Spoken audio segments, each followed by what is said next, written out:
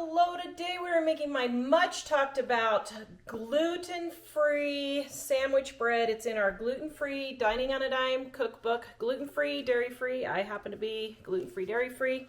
It is on page 76. Okay, I have 1 3/4 cups of water right here. Now, I have a brand new thing of yeast. I have 3 teaspoons. I don't know why I didn't put a tablespoon in the recipe because 3 teaspoons is a tablespoon. And so I'm dissolving my yeast in my hot water first. I always do that just to make sure that my yeast is activated. Now, your water needs to be at least 100 degrees. This is one of the best inventions ever in the history of cooking. If there's any inventions that I would love more than anything, it's this silly digital thermometer. It is great. You can make sure that your bread is going to rise correctly. If your water is too hot, it kills your yeast, and if your water is too cold, it won't activate your yeast.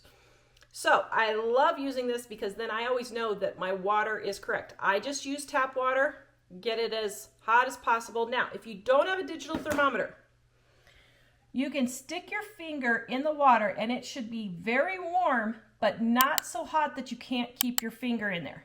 That's the perfect temperature, okay? So now we're gonna let this activate, and let me say a little thing about yeast also. You can see here, this yeast is expired. This is 2023 and this yeast expired in 2022.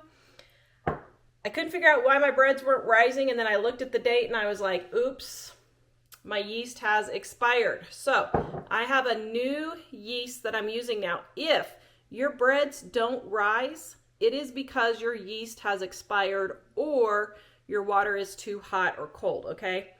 So we're gonna let our yeast get activated. And while we're doing that, I'm gonna go ahead and start putting the rest of the ingredients in the bowl. Oh, and I forgot to add my sugar into my yeast. 2 tablespoons of sugar right there. Forgot to put that in. What will happen if you don't put it in? Nothing. It just helps to get yeast activate quicker because it's sweet and yeast feeds on sweet. Now, let me say before we start this recipe, you must follow the recipe exactly. Don't do any variations until you have made this recipe several times. It turns out absolutely delicious. It's about $1.50 a loaf versus $7 in the store, but you must follow the directions exactly because sometimes it won't work. Also, you need to pay attention to altitude. Now, it's going to be interesting to see how this turns out because I've never baked it at this house yet. We are right on the 3,500 feet altitude line here in Wyoming, and so I'm going to go the high altitude recipe, but if the recipe doesn't turn out, you also need to make sure your altitude, if you followed everything else, your altitude might be affecting it, okay? Now, I'm not kidding when I say follow the recipe exactly. Every single time someone tells me this recipe fails, it's because they didn't follow directions, okay? Every single time. I know that's a long introduction, but it is very, very important. You can get this recipe in the description below. Okay, while my yeast is activating, I'm gonna start putting the rest of the ingredients in. Now, you can use any all-purpose gluten-free flour that is rice-based. You want the first ingredient right here. You want the first ingredient to be rice flour, okay? This is Bob's Red Meal. I prefer the Walmart Great Value because it's cheaper. I was using the Bob's Red Meal for a comparison video, but I normally use the Walmart Great Value. Now, for gluten-free flour, you want to spoon in your flour, not go and scoop your flour. Don't scoop your flour. It packs it down too much and then you get too much flour. Now this is where the Europeans who do baking by weight are at advantage over Americans who do baking just by cups and spoons. This is where I can see cooking with weight would be a lot more accurate. Okay, so this recipe is in the description below, but we're gonna get 3 2/3 cups of flour. Now I tested this recipe over 40 times to get the perfect sandwich bread, gluten-free sandwich bread recipe. And I even had my low altitude assistant test it because I wanted to make sure this was going to be taste perfection. All right, and then a tablespoon of baking powder. I'm just going to put 3 teaspoons. That's the same thing, just because I don't need to get another measuring spoon dirty. And then my salt. Teaspoon of salt right there. And then I'll get my egg out of the fridge and my shortening melted. Now, look here. You can see my yeast is starting to foam. See how it's getting all foamy in the center there? That's exactly what you're looking for. I don't know if you can see it here. It might come on this other side so they can see it better. Okay, so can you see the different layers here? When you see the layer separation, that is the yeast activating and foaming on the top there. So this is the yeast foaming and this is the water here. So you want to be looking for that. You know your yeast is working.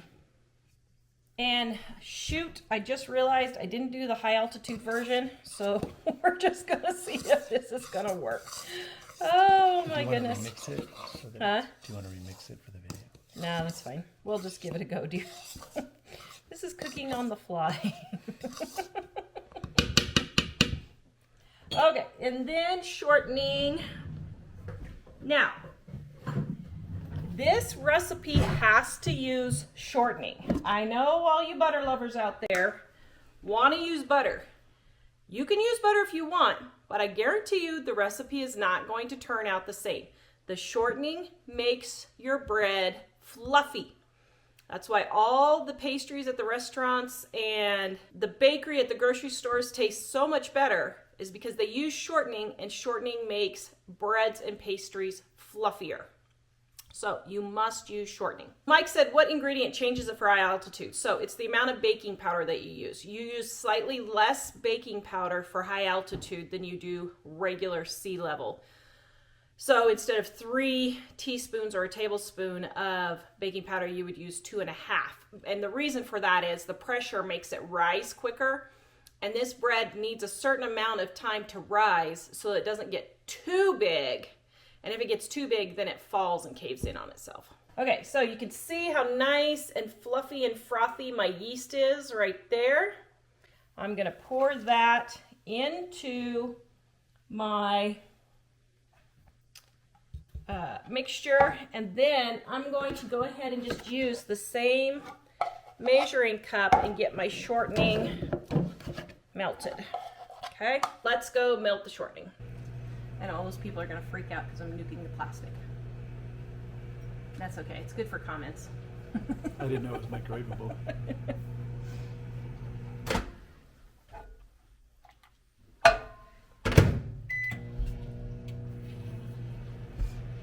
Okay, I have slightly too much. Mike said I should have showed you the water trick on how to measure shortening. Let's see. Okay, there we go.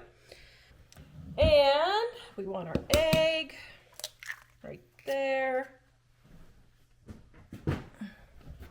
And I'm going to pour my shortening in slowly as I'm mixing, just so that my egg doesn't cook.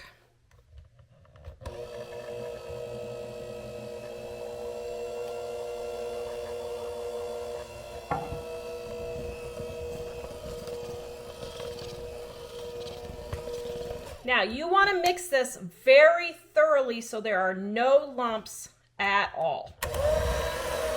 So, if you'll notice, I use a bowl with a non-slip bottom on here so it doesn't slide all over my countertop. If you don't have a bowl like that, you can use a silicone mat or you can use the shelf liner that is the grippy shelf liner. You can use either of those.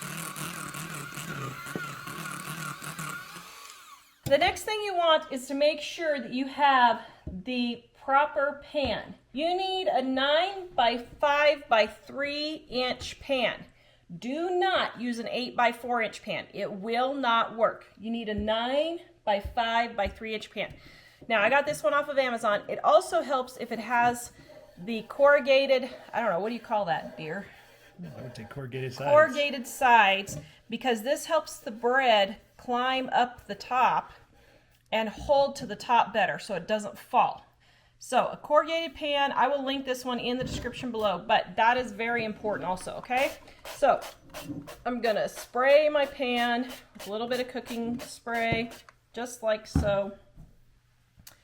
And, whoops, got a little bit of shortening on there.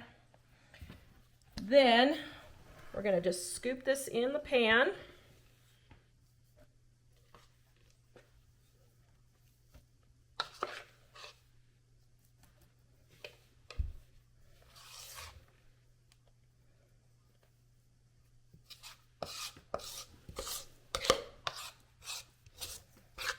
This is a very, very thick batter. So I am very interested to see if not correcting for high altitude is going to matter on this.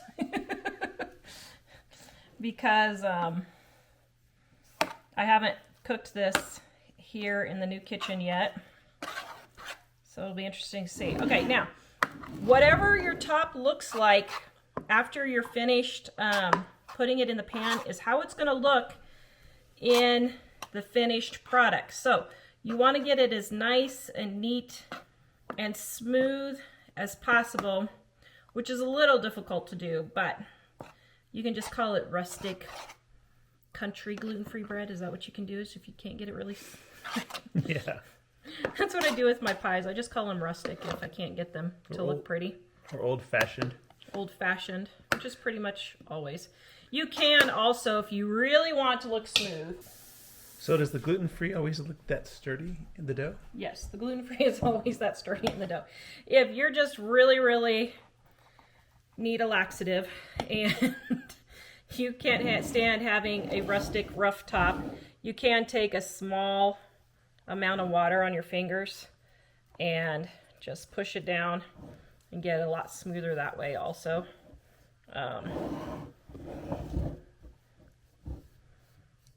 Oops, and I just put a hole in my... This is a task for all the Play-Doh lovers. Yes, exactly. That's basically what it is. I mean, Play-Doh is just flour and water. Okay, and then I got a much smoother top there. There. Okay. All right. Okay, we're going to let this rise, and you need to watch this. It's going to take, well, it just depends on your area, but about 15-20 minutes, just depends. Do not let this go more than a 1/4 inch from the top. So, like right about here is all the higher I'm going to let it rise, because when I put it in the oven, it's going to keep rising a little bit more. And if you let it go higher than this, it's going to all boil out of your pan and fall out of your pan, okay? All right, we're going to let this rise, and then we're going to come back and put it in the oven. You can see here how it is starting to rise, so I'm going to watch it really carefully so it doesn't go above here. So I don't know, maybe 5-10 more minutes. It is super cold in my house, even though it's June. We've had an unseasonably cold summer, so it's not very warm in my house right now, so I think that's why it's rising slower. But it's sitting on top of the oven, so that should help, right? It should, yeah, actually. So I'm tired of waiting for this to rise. I think it's just too cold in our house right now, so it's high enough, I think. We're going to go ahead and put it in the oven.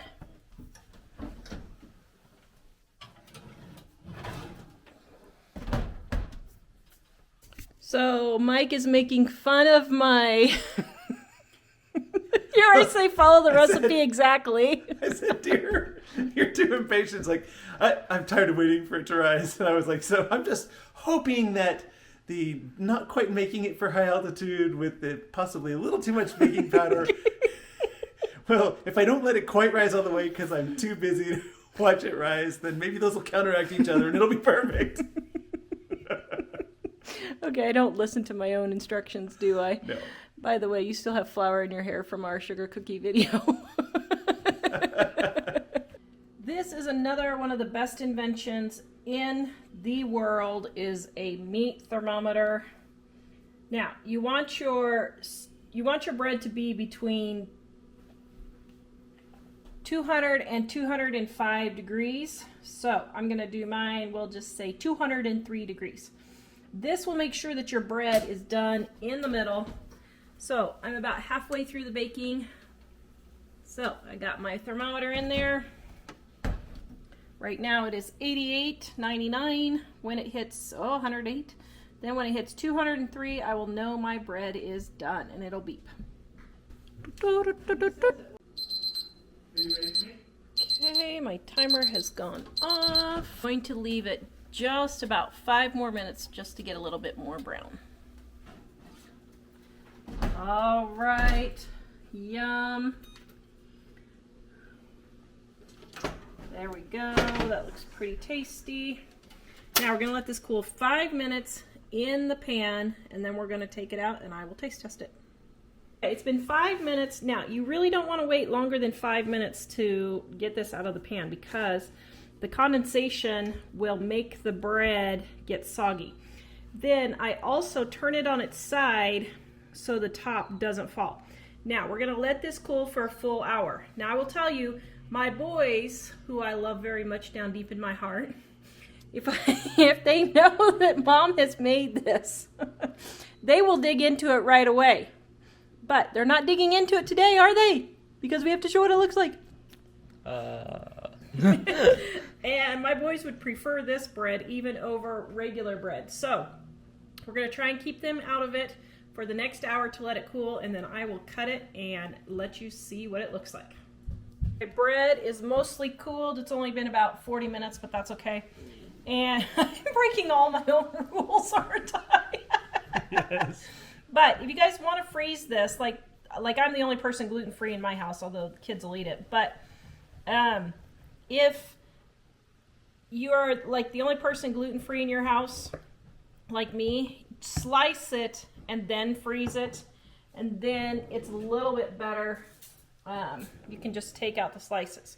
Okay, this is my clarified butter, ghee. You can see my other video on that. And, okay, here we go. Let's see.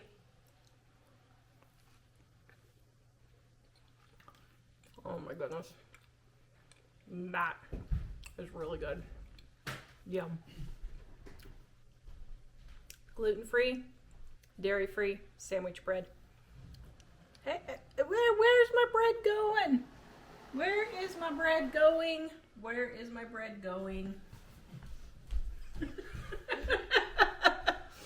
Guys, comment if you've eaten my gluten-free sandwich bread, because I know it's the best in the whole wide world, but comment and let everybody know, because we have viewer after viewer tell us how much they love this bread. The recipe's in the description below. Please give us a thumbs up. livingonadime.com.